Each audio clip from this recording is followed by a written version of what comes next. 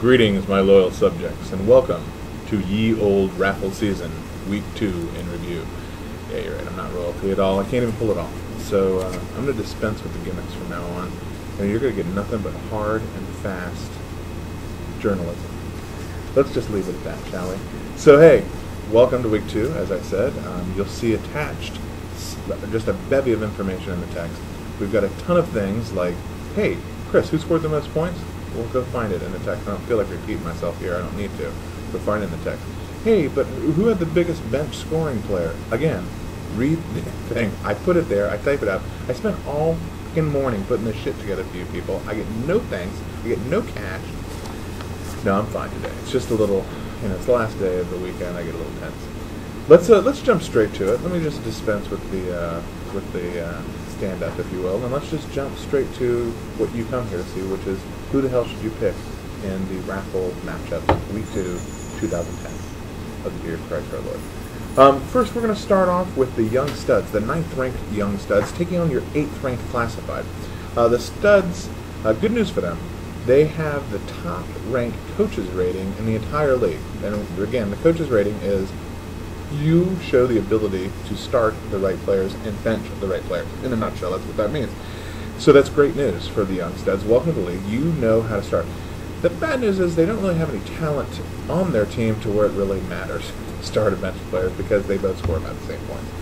So there's silver lining though. They're taking on Classified, who, after hearing last week that they would be a cakewalk winner against the Big W's, decided that they would go ahead and tie two hands behind their back and attempt to beat the Big W's. But they forget that even a blind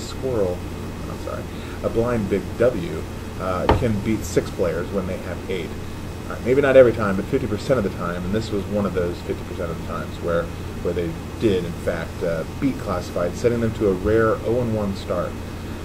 Looking ahead this week, I like the Alex Smith start. I like the D'Angelo Williams, since he loves to run against the Bucks. I think Classified gets back to 500, assuming, again, they start all 8 players against the studs. Now, the good thing for the studs, still got a chance at that $10, most points scored for a loser, but I wouldn't go spending it just yet. Let's go over to the 4th-ranked Hot Attack, fresh off their pantsing of their brother last week, taking on the 10th-ranked Big W's. Both these teams are undefeated, 1-0. One of them deserved it, and the other one backed into it. I'll let you decide here.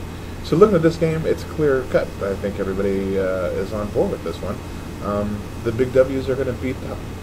Wait, did I say that right? That's right. It's the Motorola Droid upset of the week. The Big W's are going to just annihilate. All right, maybe not annihilate, but they are going to upset the Hot Attack here.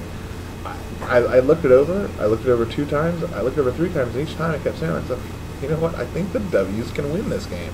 Not only can, I think they're going to win this game. Hot Attack still has, of course, the smoke and mirrors that they have from years gone by. We'll see if they can pull it off, but I'm circling the W's, and I recommend you do too. Again, Motorola Droid, upset of the week. All right, Game 3 this week brings you the 1-0, ladies and gentlemen, 11th-ranked Livid Llamas. That's right, the Llamas will not be winless this year. They're going to take on the other new guys, Red Eye Blind, who find themselves 5th ranked despite their loss last week. That's because they also went home with a nifty little $10 prize for scoring the most points of all the losers, or as I like to call it, the wrong place at the wrong time award.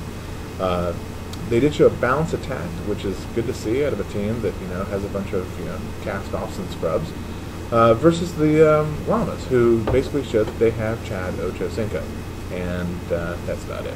So this week, I think you look at Carson Palmer, throw into Terrell Owens, who will be on the bench, throw into him nonstop. I like Steven Jackson to just run wild at Arizona. And meanwhile, Schwab won't be able to throw the ball in the ocean against the Skins, right? Yeah, against Skins. So go with Red Eye Blind all day long. She's a lock. All right, Game 4 is going to take us to see the Squirrels and the Thunder. 12th-ranked Squirrels taking on 6th-ranked Thunder. Now, both teams are 0-1, but one of these teams looked really embarrassing last week. I think we know who they are. This week, you're expecting, maybe this is going to be a 40 to 50 game or something like that. No, actually, I'm almost positive that the $10 award for highest scoring loser is going to come out of this game. And good news for the Squirrels, it's going to be you. So you get $10. How about that? But yes, the Thunder gets back to a 1-1 here. I just think they're a tick better at tight end and running back than the Squirrels are right now. But again, I expect a lot of points up on the board today from both these guys, and I'll go ahead and pencil you in for the $10. Let's jump over to a really, really good game. That's the 3rd-ranked Steel Curtain taking on the 7th-ranked Spankos. Curtain 1-0, Spankos 0-1 after getting kind of anally fisted by their brother. An impressive win for the Curtain. Impressive in that, ho-hum, they scored over 100 points and win. This week, I looked over and I really liked Turner and Colston to put up some big Buffalo points. However, that being said, newly acquired Brandon Jackson is going to keep this game close. And here's what I see. Monday night, Hartley trots out for a little overtime game-winning field goal and brings the Spankos the victory. So I circled the Spankos here in a minor upset over the Curtain. The great thing about this is these two teams, perennial powerhouses, will both be 1-1. And I think the league rejoices when these guys lose because we don't like them, except for this Curtain we're okay with. So let's go to the game of the week, the Gillette game of the week, because Gillette, the best a man can be.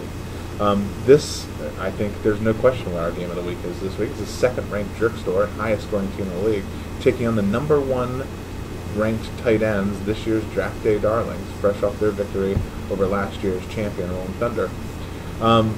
When you look at this game, you look at their scores last week, you see the Jerk Store, and you go, oh look, hey, a running back scored 44 points, and they rolled the victory. Well, wait a minute, that's not Adrian Peterson. No, it's Arian Race Foster, racing to 44 points last week and leading the Jerk Store to a laugher of a win.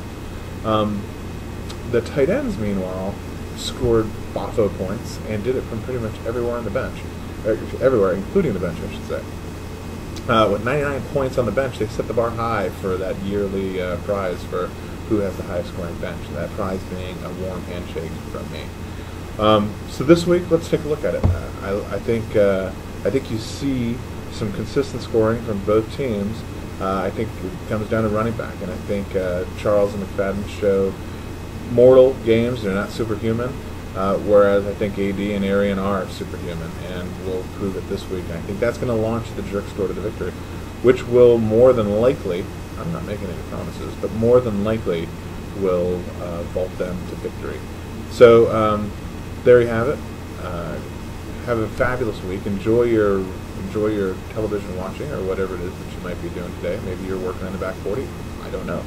What you do is your own business, quite frankly, in the privacy of your own home, in the privacy of your own closet. You do it and you enjoy it and live it like it's the last time you'll be in that closet ever again. Thank you. Go Rays.